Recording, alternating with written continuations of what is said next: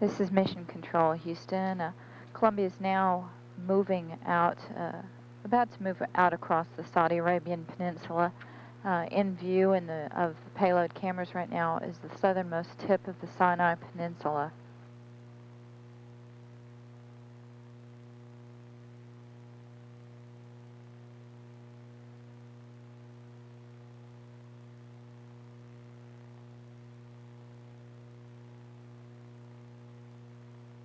Columbia, Houston, we're back with you on TDRS West. We see you in position for the single joint berthing and that the maneuver has been done. And we'd like to say a really good job on SVS-4. Folks down here on the ground are quite happy. Well, Steve was going a little bit faster than the vehicle, but he got it done. What I'd like to do here, I think, is, in addition to talking to you about it, is to stay here till we get down at 2, and I'll change that DAP. It'd make it a lot easier on ASP and my arm guys if we could do the berthing in vernier control. I'm not too sure about the A9 DAP, how that affects that pre-flight decision that we had. You know, the question is, do you really need free drift for the berthing? Or can we do it in A9 vernier?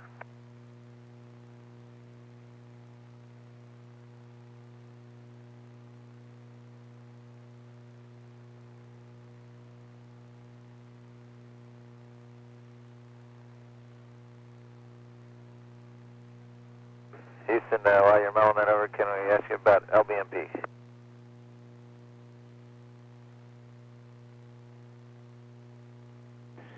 And Wex, we have good ECG downlink on LBNP, and you have a go to be in Verns for the berthing. Okay, so we'll remain in A9 and we will do the berthing. Okay, thanks a lot. Houston, the pressure cal's in work for LBMP. We copy. This is Mission Control, Houston. This view shows a simulation of the view that's being used right now as the target assembly is in the final stages of being docked into its stowed position on the right-hand side of the cargo bay. The view being used to drive the computer display is from a camera in the forward left-hand corner of Columbia's cargo bay. This view live from Columbia of the berthing is from a camera in the forward right-hand corner of the cargo bay.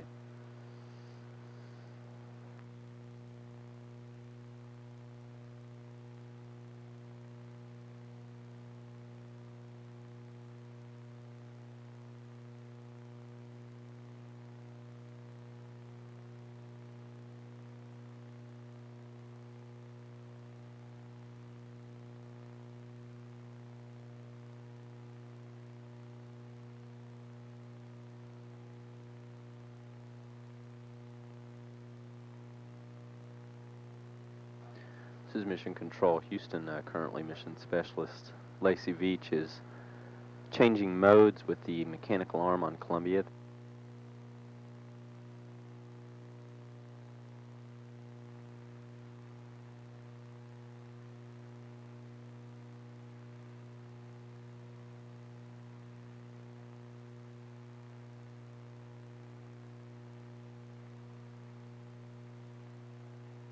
This is Mission Control, Houston. This camera view from Columbia is showing the V-guides in which the Canadian target assembly is berthed on the right-hand side of Columbia's cargo bay. Right now at the top of the screen you can see the good one. That's the one on the aft side, top. We copy. Wex, if Delta camera just isn't going to work, do you think the elbow camera might give us the view?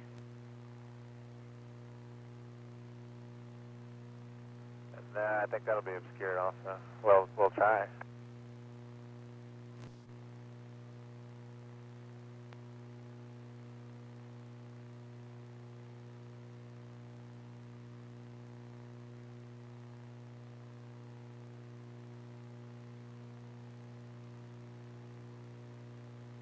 No, it's obscured by the leading edge, by the short portion of the V-guide.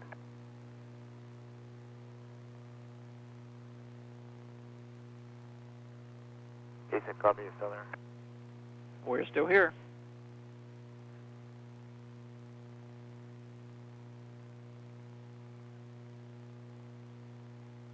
What we see is that same V-guide that we were talking about before, the forward upper V-guide, the ball is not down as far as we think it should be.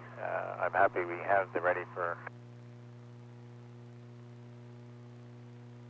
latch talkback. It's pretty close. I'm almost to the point now I'm thinking there's probably nothing wrong with the spring, and maybe there was something wrong with either the single joint or the SDS. I know Steve's not going to like me saying that.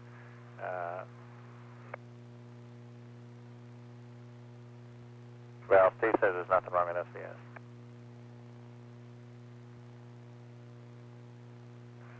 I'm probably not giving you much information other than I'm not so sure there's anything really wrong with that spring. Yeah, we copied Wex. And by the way, when you were in single joint, our data showed everything lined up, and we didn't see any anomalies whatsoever. Yeah. I guess my recommendation now would be that we just continue as though none of this ever happened, and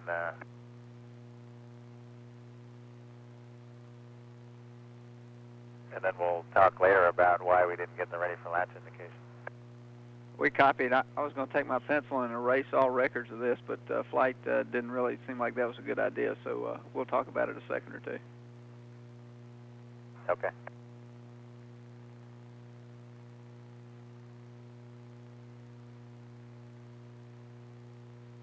Houston, Columbia for RMS. You probably saw the control error we got when we went to brakes off, or the correction to test mode. And we think that was an artifact of being in test mode, and it was a transient. If you concur, we'll continue.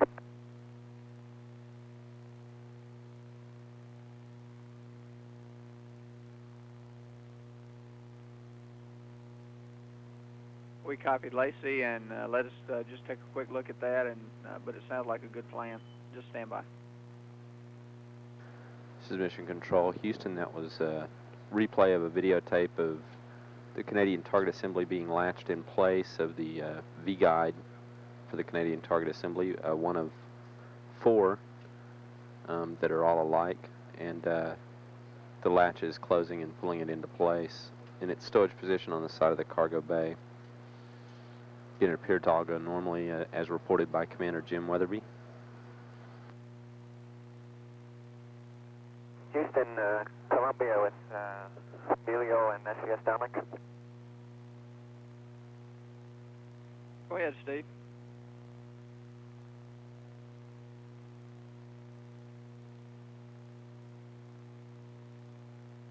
Okay, we've got the Emilio stuff ready. I'll send it down to you. We're ready. Can you see that? Oh yeah, real nice picture.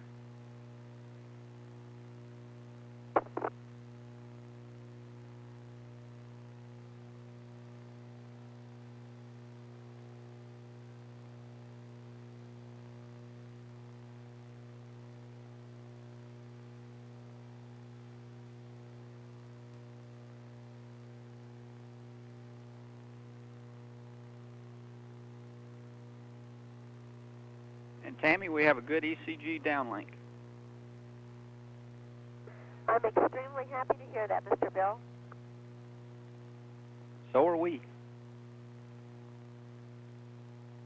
This is a videotape recording being played down to the ground now from Columbia of tests with the space vision system that occurred earlier this morning using the Canadian target assembly. These tests of the space vision system were to test its ability to track an object at the end of Columbia's mechanical arm and precisely predict and assist an operator as he changes the orientation of the object by rolling the object, moving it up and down, and moving it side to side.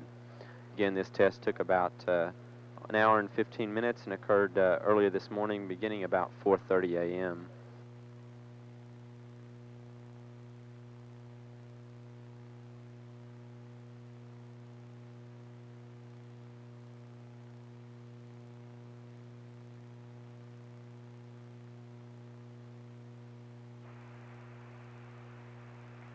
Columbia, this is Houston. We have a good video downlink of you. Are you ready for the press conference? We are ready, and good morning, Houston. This is Commander Jim Weatherby, and I have with me 3 of the other crew members on Columbia. The other 2 hopefully will be coming in shortly. Floating at the view, Bill Shepard is down below performing a time-critical action on one of our experiments. Steve McLean, our Canadian specialist, will float up here momentarily. Have Tammy Jernigan with me, Mike Baker, and Lacey Veach. We're on the 13th flight of Columbia, and it's interesting to remember that the first flight of Columbia was back in April of 1981, and although this is state-of-the-art technology with respect to the aerospace industry, it's a pretty old vehicle, about 11 years old. Nevertheless, we had a flawless launch as far as we were concerned, and I got to tell you, it was pretty spectacular. We had no problems, no failures on the vehicle that we could see. We've been flying on orbit now for 7 days, conducting experiments, and the vehicle is just operating superbly. That, of course, is a tribute to all the folks who worked on the vehicle, on the design, manufacture, and the continuous upkeep of the vehicle. Hundreds of thousands of people around the country work on this vehicle to enable us to fly in space and conduct these experiments. On the second day of the flight, we successfully accomplished one of our major objectives, the deployment of the Voyage satellite, and Tammy will tell you a little bit about that. After that, we settled down to several and various microgravity experiments. Our other major primary objective is operating out of the payload bay, a U.S. microgravity payload. It's a joint French-U.S. endeavor, and it has been operating very well, and we've been hearing from the ground that we've had several good results from that experiment. In the next couple of days, it should get fairly exciting for us. It'll be some interesting flying. We did a little bit of it this morning. We will be conducting a Canadian series of experiments involving the Space Vision System, and Steve McLean will tell us a little bit about that. I'll turn it over now to Tammy, who will tell us about the Legios. First, I'll talk just a moment about what the Legio satellite does.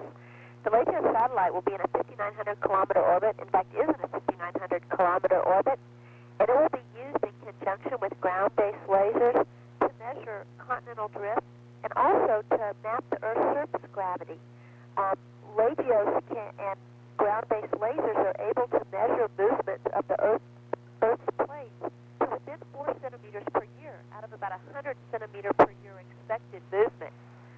Our on-orbit operations consisted of maneuvering the orbiter to a deploy attitude and deploying the satellite out of the cargo bay of the shuttle. About 45 minutes later, a perigee kick motor on the Iris deployment system built by the Italian Space Agency. This motor fired and placed the Legios into an elliptical transfer orbit.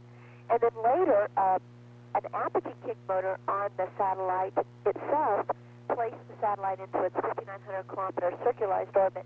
And we sure hope it's performing good science now.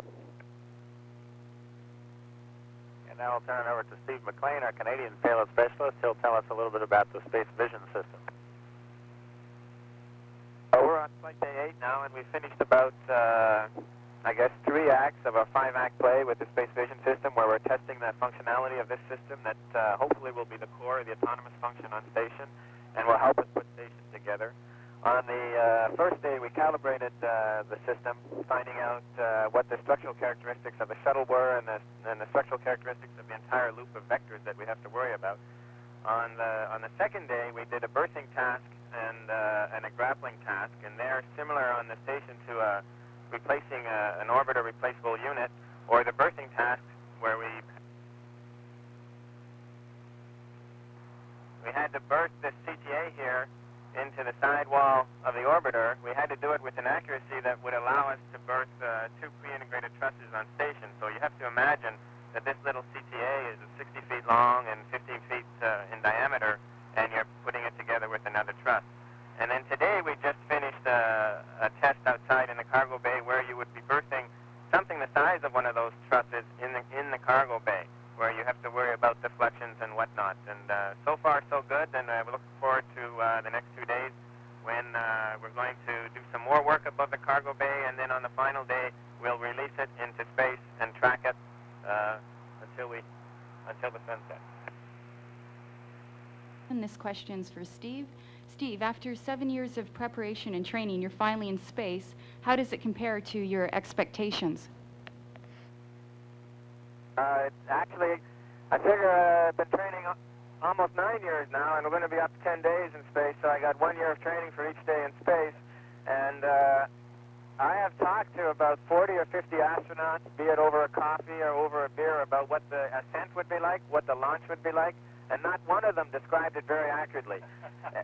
Everyone said it would be a kick in the pants, but let me tell you, it's a kick in the pants.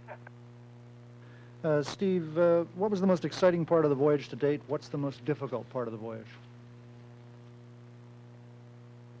Well, the launch was exciting, as I said. That it's very incredible to, once the main engines are cut off and you rise out of your seat into your seat belt, and you get a slight tumbling effect because of the change in gravity. That was very exciting. The second thing was when I came upstairs to the top side, just as they're opening the payload bay doors, and the clamshells of the door open, and you see the Earth in its full beauty for the first time, and that, I was very happy that I got to see that event, because I could have been downstairs busy in the middeck before I got up here, and so that was very exciting. And then the third thing is just the feeling of floating for an entire 10 days. It's so relaxing, it's like you're in therapy for 24 hours a day, and it's just great. Steve, what's the most difficult thing for you being in space?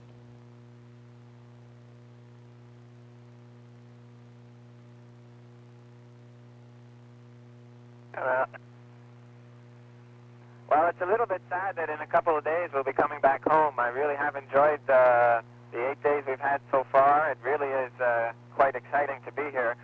Once in a while, though, when you lose something, like you might have a pen and you're working with it and then it floats away, you just wish that you had gravity just for 2 seconds so that you could look down on the floor and find it, because it's never going to be on the floor. Rob Navius from CBS News for Bill Shepard. Bill, the nation will select the president in just 5 days.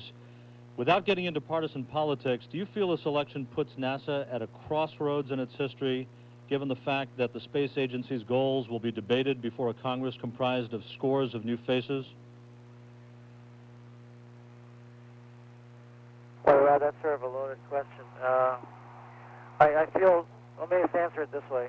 I've been on the road a lot, and as part of your job as being an astronaut, I've been across the country and overseas, and the grassroots support that we have for the space program and what we're doing in the shuttle and elsewhere in NASA is very strong. And I think the hard part is, getting that message to Congress and focusing that into a coherent plan as to where the country wants to go for its objectives in space. I would like to see whoever leads the nation in the White House, take that standard and lead the nation on and have a strong space program, because I can assure you that in the general populace, the average American wants to see what we're doing go well and is really behind us. Rob, I was out at Ellington Field not long ago, and I watched the president's Boeing 747 Air Force One taxi out to take off. That's a very beautiful and impressive airplane. And as I was watching it, it occurred to me that every airline in the world that, when they can afford it, buys a Boeing 747 because it's the finest long-range transport aircraft for the commercial industry in the world. And the United States has led the aviation industry from the Wright brothers to today. And the United States today is challenged around the world by a lot of competitive, aggressive companies that are developing, countries that are developing high technology. And it's clear to me, and I think all of us in the space program, that with the vast aerospace industry that this nation has, having come out of a long, arduous Cold War, with the capabilities we have, the best direction to focus our energies now is on the exploration of space. This is Todd Halverson of Florida. Today I wanted to follow Beth's question. There has been some question back here on Earth about the importance of this mission. I'm wondering if Commander Weatherby or somebody can tell us how you as a crew would like this mission to be remembered in the annals of space history. One, for testing a Nobel Prize-winning theory called group renormalization theory, which has vast implications in all sorts of Earth-based applications. Very superconductivity, the prediction of superfluidity, the prediction of weather. Somebody named something else. 2, for doing continuing medical research. Some of the most elegant science is the simplest. The growing of crystals in space to understand the proteins of the human body. 3, for deploying a satellite, which will help understand Earth tectonics and eventually perhaps lead to being able to predict earthquakes the same way that weather satellites help us predict the movement of hurricanes. Bill, let me talk for about just 30 seconds on what we're doing on the middeck with this crystal that I just finished playing with. It's the kind of thing we're trying to develop commercial processes in space that are hopefully going to create new and wondrous products. Some of these are going to be semiconductors and other kinds of crystals that we're going to use for all manner of things. But it's much like Goodyear. He was a man who spent his whole life trying to perfect the stuff that came out of trees and make it into a useful product. And he had this sap, and he couldn't keep it from melting. And one day he dropped a piece of it on a stove that just happened to be mixed with sulfur, and he created rubber, and it changed everything. And right now, here today, it may not be that spectacular in this moment, but we are stirring that same recipe that Goodyear mixed. And I'm very proud to be a part of that.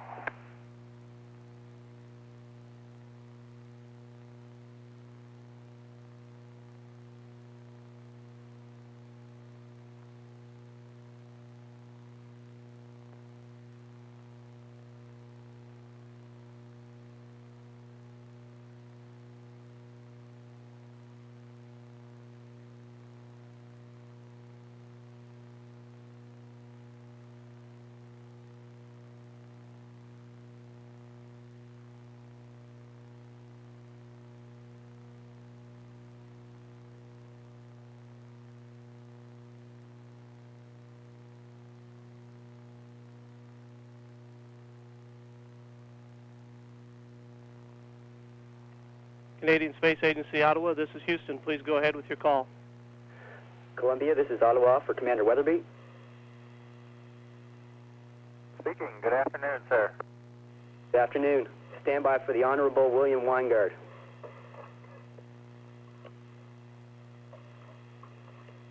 Greetings, Commander Weatherby, and congratulations to you and your crew. Well, thank you very much. I must tell you that you have sent us your best. Steve McLean is here to my left, and he's been doing just an outstanding job for the first 7 days of the mission. We have another couple of days left, the first 8 days of the mission, I guess, another couple of days. And I need to tell you that we've appreciated having him on the crew for 3 reasons. First of all, the training has been a lot of fun. The first year of our training getting ready to go in this event has been a lot of fun.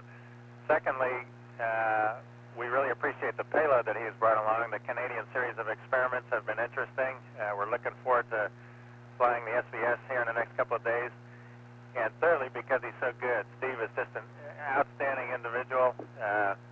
Operationally, he's running around doing all these experiments, and he's just doing a great job. And thank you very much for sending him. And Steve McLean. Steve, I have just left the Prime Minister in Cabinet, but before leaving, he wanted me to express his best wishes to you and those of the Government of Canada. It's fun to talk to you today, and you must feel kind of privileged to be the 3rd Canadian in space. Are you still excited after 8 days? Thank you very much, Your Honorable Mr. Weingard. This is really quite amazing to be up here. The launch was very exciting. Floating in space is very exciting. A couple of things that aren't as exciting maybe. It's the food up here is standardized, and washroom facilities are quite cramped as well. Steve, you've been telling us that the mission has been successful so far, and Commander Weatherby certainly indicated that. I know that you've had to do a little bit of maneuvering on the site with respect to one of the experiments, at least a little bit of MacGyvering or whatever the appropriate word is now. But the metal experiment that you are doing, of course, the diffusion of liquid metals, is of some importance to me. How come you didn't talk to me all about that before you went up there? I could have given you a few hints.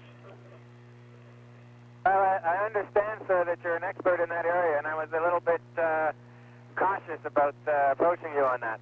It's fun to be doing work that our ministers of science have been involved in their past, and hopefully we can take one step further and make things a little bit better. Well, I suppose you didn't want me on your back as well as your father. Yeah, that's one thing that I really appreciate. I've said many times, it probably is a first, the fact that my father has an experiment on this shuttle that I'm performing for him.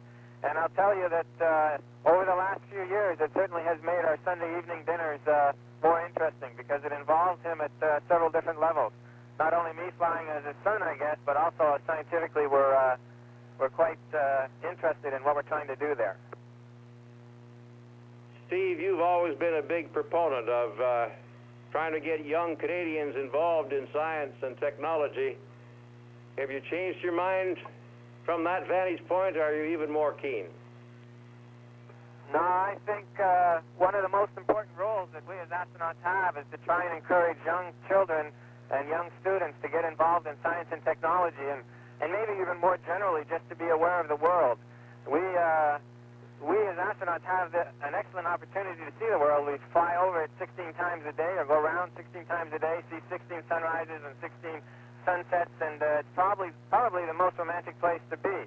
We just passed over Midway about 35 minutes ago, and we were flying in the airplane mode, but upside down. And as we looked up out through the window, we actually saw islands in the sky against the blue of the ocean. And there are so many wonderful phenomena to see around the world that you'd like to encourage kids to make sure they understand that they're there to be taken and there to be understood. And anything we can do to help really makes us feel good.